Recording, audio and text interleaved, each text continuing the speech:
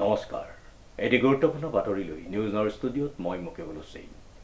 নৱজাগৰণ নাট্যগোষ্ঠীৰ উদ্যোগত বৃহত্তৰ বালিগাঁওবাসী ৰাইজৰ সহযোগত অসমৰ প্ৰাক্তন মুখ্যমন্ত্ৰী পদ্মভূষণ প্ৰাপ্ত প্ৰয়াত তৰুণ গগৈদেৱৰ সোঁৱৰণত সদৌ অসম ভিত্তিক ভাওনা প্ৰতিযোগিতা যোৰহাটৰ বালিগাঁও দক্ষিণ সোণালী গাঁৱৰ সাহিত্যাচাৰ্য মিতদেৱ মহন্ত সমন্বয় ক্ষেত্ৰত আৰম্ভ। নিউজ নাওৰ এক বিশেষ প্ৰতিবেদন। নৱজাগৰণ নাট্যগোষ্ঠীৰ উদ্যোগত বৃহত্তৰ বালিগাঁওবাসী ৰাইজৰ সহযোগত অসমৰ মুখ্যমন্ত্ৰী পদ্মভূষণ বঁটাপ্ৰাপ্ত প্ৰয়াত তৰুণ গগৈদেৱৰ সোঁৱৰণত সদৌ অসম ভিত্তিত ভাওনা প্ৰতিযোগিতা যোৰহাটৰ বালিগাঁও দক্ষিণ সোণালী গাঁৱৰ সাহিত্যাচাৰ্য মিতদেৱ মহন্ত সমন্বয় ক্ষেত্ৰত 22 ডিচেম্বৰৰ পৰা 30 ডিচেম্বৰলৈ 6 পুহৰ পৰা 14 পুহলৈ অনুষ্ঠিত হৈছে।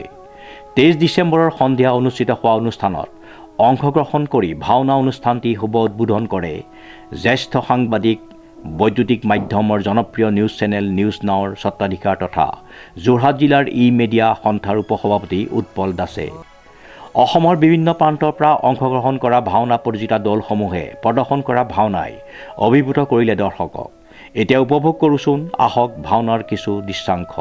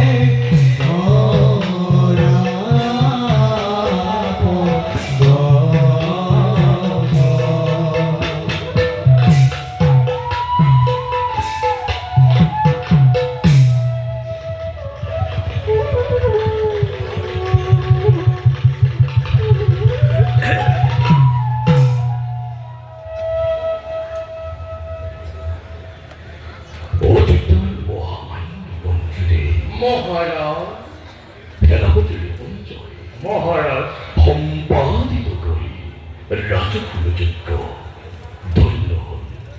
মোৰ হৰিচন্দ্ৰ শিৱপুত্ৰ কলেহে নাপাই পূজাৰ অগ্ৰভাগ ৰুষ্ট হৈ ল'বলৈ প্ৰতিশোধ কৰিছিল প্ৰতিজ্ঞা। কিন্তু মোৰ আৰেক্য দেৱনাৰায়ণ দূৰতে বিদুৰ হ'ব গলেখন সকলো ষড়যন্ত্ৰ। সেয়েতো নিশ্চিন্ত হৈ সঁচা কথা মহাৰাজ। হৰি ভক্ত শুনি শাস্ত্ৰই কয় মূল বিৰিষত পাৰি দিলে দান পত্ৰ হবে হয় কৰিব। হৰিয়েই মূল, হৰি দান সদায় সহায় কি কৰিব পাৰে সেই ক্ষুদ্ৰ দেৱতাই। মহাৰাজ তাৰ বাবে নেদেখো কোনো চিন্তাৰ কাৰণ। ৰাজকীয় যজ্ঞই অতুলনীয় কীৰ্তি ৰাখিল ধৰা। ধন্য ধন্য আজি ৰাইজৰ সহযোগত আৰু আমাৰ বালিগাঁওবাসী ৰাইজৰ সহযোগত আৰু নৱজাগৰণ নাট্যগোষ্ঠীৰ সহযোগত আমি আজি দ্বিতীয় নিশাৰ অসম ভিত্তিত আমাৰ ভাওনা প্ৰতিযোগিতা হৈছে। আজি দ্বিতীয় নিশাৰ দ্বিতীয় ভাগ নাট আমাৰ ইয়াত চলি আছে। এই নাটভাগী মূল উদ্দেশ্য হৈছে আমাৰ প্ৰাক্তন মুখ্যমন্ত্ৰী তৰুণ গগৈ ডাঙৰীয়াৰ সোঁৱৰণত আমি পাতিছোঁ আৰু তেখেতৰ সন্তান সাংসদ তৰুণ গগৈ ডাঙৰীয়া আৰু 28 তাৰিখে তেখেত আমাৰ যোৰহাটলৈ আহিব। প্ৰথম দিনা কাৰ্যসূচী আছিলে যদি তেখেত উপস্থিত থাকিব নোৱাৰিলে, কিন্তু 28 তাৰিখে অহা এটা সিদ্ধান্ত হৈছে। সেইকাৰণে মই আজি এই অনুষ্ঠানভাগি মই আপোনালোকৰ চেনেলৰ থ্ৰুদি জনাবলৈ বিচাৰিছোঁ। এই অনুষ্ঠানভাগি বহুত নানা কষ্ট কৰি যোৰহাটৰে মই এই বালিগাঁওবাসী পাপু দাস বুলি এজন ডাঙৰীয়া আৰু এজন মান্না চৈত বুলি দুজন আছিলে। দুজনে মোক মাতি আনি পেলাই এই নৱজাগৰণ নাট্যগোষ্ঠী বুলি যি ভাওনাৰ এটা দল, এই দলতে এখন সভা দিছিলে। সভাতে অনুষ্ঠিত হোৱাত মই এটা গুৰু দায়িত্বভাৰ লোৱা হৈছিলে। সভাপতি দায়িত্বভাৰ লৈ পেলাই এটা নানা কষ্টৰ মাজেদি এটা মাহ দিন ৰাতি একেকাৰ কৰি পেলাই এই ভাওনাভাগি পতা হৈছে। ভাওনাভাগি কেনেকৈ পাতিছোঁ মানে বুজাবলৈ ভাষা নাই, কিন্তু মানে কি বুলি ক'ম। আৰু আজি মোৰ লগত থকা সতীৰ্থ হৈছে পাশু দাসৰ, তেওঁ পত্নী মোৰ অহৰহ একেকা কৰি মোৰ লগত ঘূৰি ফুৰিছে। কিন্তু আমি তৰুণ গগৈ ডাঙৰীয়াৰ মনত এইটো কাৰণে পাতিছোঁ যে সমগ্ৰ অসমে তৰুণ গগৈক ভাল পাইছে, আৰু সেইকাৰণে তৰুণ গগৈ আমি সদায় অমৰ কৰি অমৰ কৰাৰ এই অৱদানেৰে আমি যে গুৰুজনাৰ সৃষ্টি ভাওনাভাগি পাতিছোঁ। মিত্ৰদেৱ মহন্ত সমন্বয় ক্ষেত্ৰ ফিল্ডত, এই ফিল্ডত পাতি পেলাই আমি 9দিনীয়া কাৰ্যসূচীৰে এই ভাওনাভাগি লোৱা হৈছে 22 ডিচেম্বৰৰ পৰা 30 ডিচেম্বৰলৈ। আৰু আমাৰ আজি দ্বিতীয় কাৰ্যসূচী, আৰু আমাৰ কমেও 7 দিন আছে। আমি ভগৱানৰ ওচৰত এটাই প্ৰাৰ্থনা জনাইছোঁ যে গুৰুজনাৰ যি সৃষ্টি আধাৰৰ যে উঠি অহা প্ৰজন্মই যাতে এই ভাগভাগি যেনেকৈ তেনেকৈ প্ৰজন্মই যাতে নিশ্চয় কৰবাৰ যাব পাৰে। আৰু মই কামনা কৰিছোঁ, তাৰ লগতে মই তৰুণ গগৈ তেখেতৰ অমৰ কামনা কৰিছোঁ। তেখেতে যি আমাৰ অসমত যিখিনি কৰি থৈ গৈছে, তিনিবাৰকৈ মুখ্যমন্ত্ৰী হৈ পেলাই সেইখিনি ক'বলৈ ভাষা নাই। সকলো ৰাইজে তেখেতৰ মৃত্যুত স্মৰণ কৰিছিলে সকলোৱে।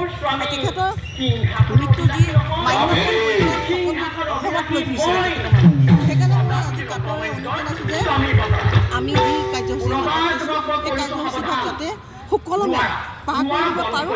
আৰু যিসকল আজি নৱজাগৰণ নাট্যগোষ্ঠী হওক, বালিগাঁওবাসী ৰাইজেই হওক, সহযোগত মই কামনা কৰিছোঁ যে সকলোৱে ভাল চিন্তা কৰক, ভাল সুফল ৰূপায়ণ কৰি পেলাই যাতে আমি প্ৰতিযোগিতা যি ভাগ আমাৰ 16খন ভাওনা হ'ব, এই 16খন ভাওনাৰ আজি আমাৰ 7জন জাজে কাম কৰি আছে।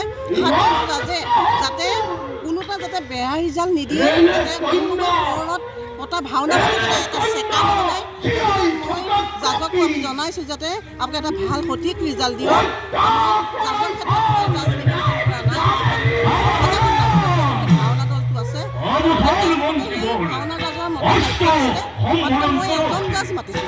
কিন্তু মই আজি কিয় কৈছোঁ যে কালি যদি ৰিজাল্টো কিবা ক্ষেত্ৰত কোনোবাই ভুল ভাল কৰে, যে মই সকলোকে কৈছোঁ, প্ৰত্যেকজনক কৈছোঁ যে দিব লাগিব। অংগগৈ যেনেকৈ নিকা চাফা অন্তৰৰ এজন মানুহ, সেই নিকা চাফা অন্তৰৰ মানুহজনৰ যি ৰিজাল্ট দিব সেই ৰিজাল্ট জাজে যাতে ভাল এটা ৰিজাল্ট পায়। Srimanta Madhab Barua report, news now 24/7।